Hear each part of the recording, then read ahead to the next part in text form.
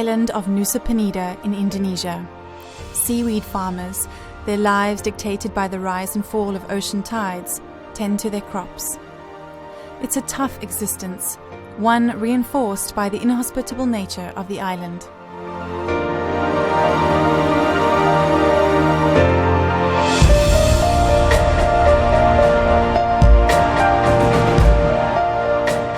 Unlike its volcanic neighbour, Bali, the island of Nusa Penida is made up of limestone, which accounts for the lack of both available freshwater reserves and mainstream tourism development.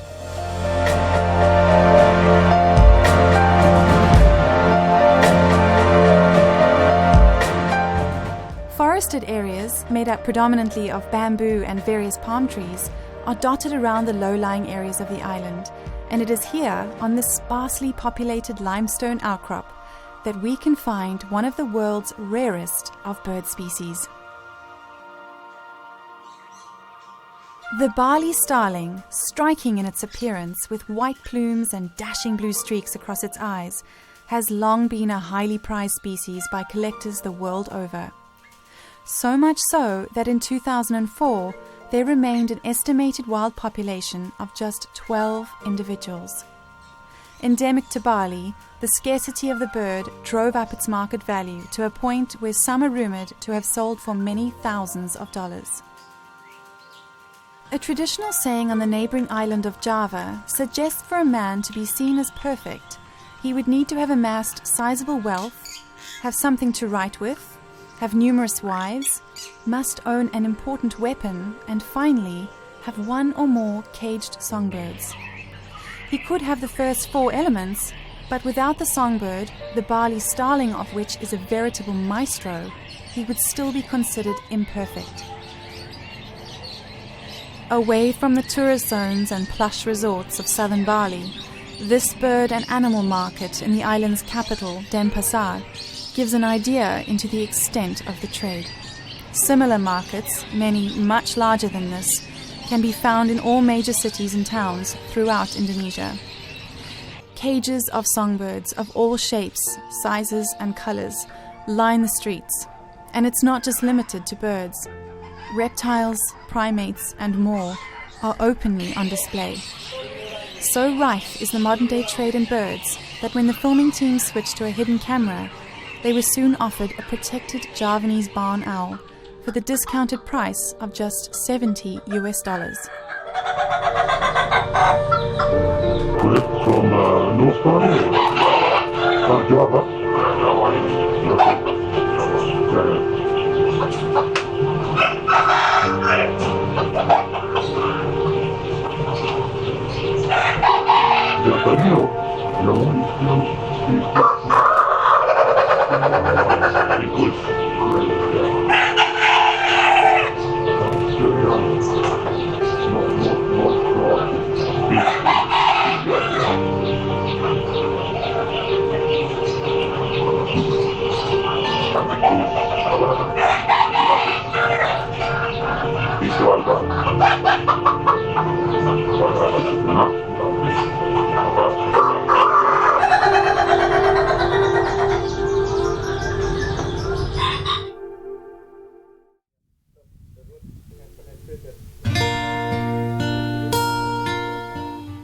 In 2006, one man decided to take action. Balinese veterinarian Dr. Aigide Nyoman Bayu Wiriyuda, or simply Bayu as he is known, took a number of Bali starlings to the neighbouring island of Nusa Penida. The considerable distance between the islands ensured the birds would remain on Nusa Penida, where Bayu was confident that a breeding program could be initiated. To this day, this breeding program is seen as one of the signature projects of the Friends of the National Parks Foundation, an NGO which Bayu founded in 1997. My decision to have Bali Starling conservation program in Nusa Penida Bird Sanctuary, because I have seen more than 25 years this Bali Starling conservation have been tried, released several hundred birds to the West Bali National Park, but never saw any progress. Then as an NGO, we're prone to things more simple than the scientists. So everybody said many different reasons according to scientific reason why this bird cannot survive. But most NGOs people believe that the security is the most critical problem in that part.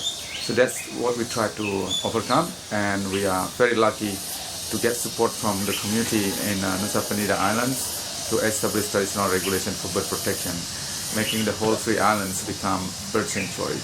Then because we believe the poaching is the main problem and not about the bird ability to adapt, not about there's not enough nesting site for them, we try to release them there, and we by intention do not put any nest box in the wild to make sure that this bird can breed without any support from us. So in the first 3 months the bird already start to breed, and the second generation hatch in the wild only take 2 years, all without any artificial nest boxes.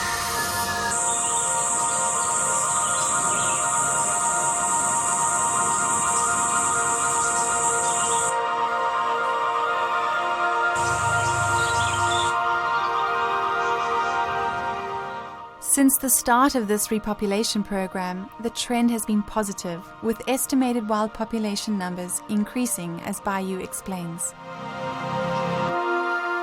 It started to be over 100 in 2010, and then I think in the last 4 years the population is almost stable, sometimes about 120 or 110, something like that. I think that already the carrying capacity at the area where we release the bird. Maybe we need to find another release site, but we do not have that intention.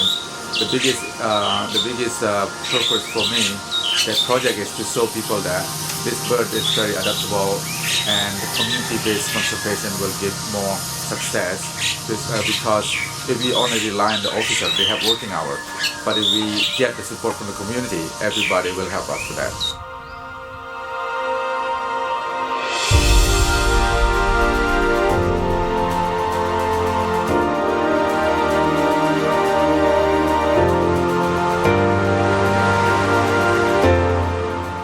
As the summer's day comes to an end, twilight encroaches upon the island and transitions into a clear, still night.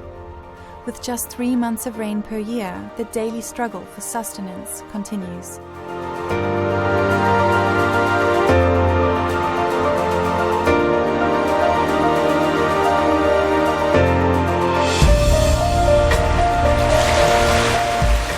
Heavy clouds signal the closing in of the rains, but it will be a while yet before the parched earth of Nusa Penida receives a much-needed reprieve.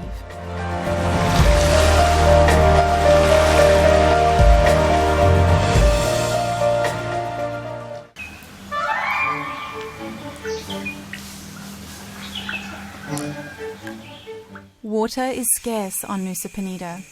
Whilst the collection of early morning humidity may sustain life at a microscopic level, larger fare need more substantial quantities.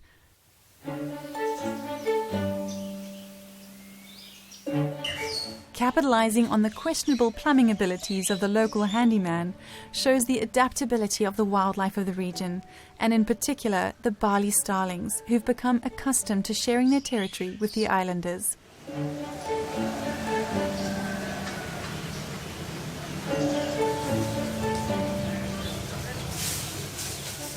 Size dictates whether you get a simple drinking fountain or a plunge pool.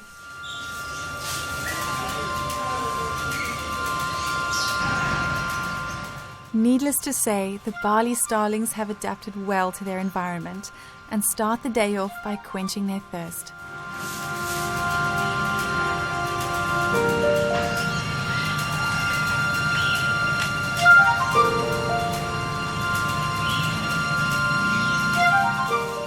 Some of the Bali Starlings on Nusa Penida have adapted to making their own nest holes, whilst others prefer to use the nest boxes placed around the island. Working in pairs, the birds patrol a general territory covering just 5 square kilometers, with the order of the day being simply to find sustenance.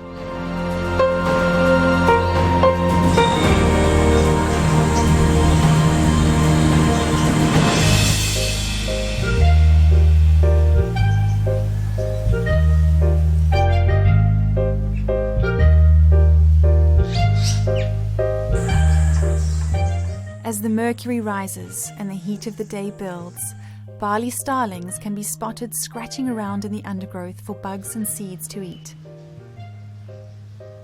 One golden rule in the wildlife kingdom: it's always best to leave the colourful bugs alone, as colour often advertises poison or a similar deterrent.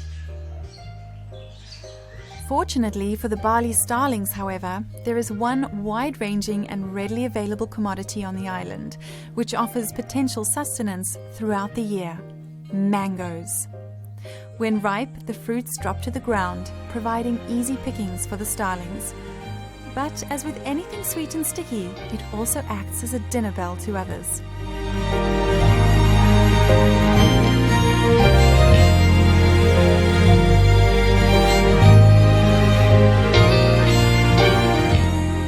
With a side order of ants, the Bali starlings seem not to mind and are happy to pick away at the fallen offerings.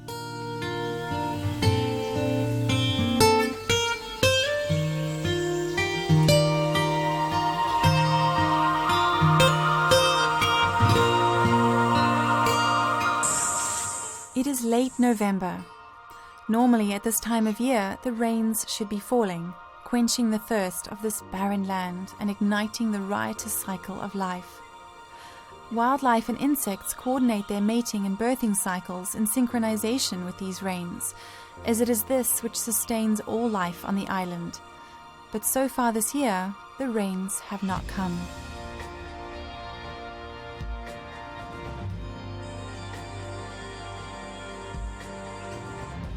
The birds go about their preparations for mating by constructing their nests and reinforcing the bonds that join them.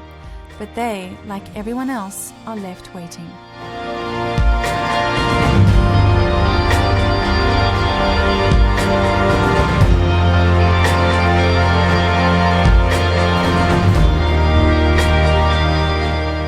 The Temple of Pusa is within the territory of a small number of Bali starlings.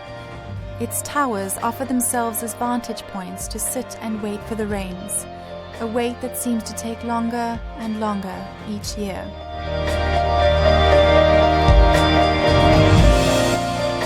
With the majestic volcanic peaks of Bali's impressive Mount Agung as a backdrop, a pair of starlings look out across their territory, an image of hope for a unique species who, with the help of a dedicated and caring group of individuals, is making a comeback, once more filling the forest with a song that for so long had been absent.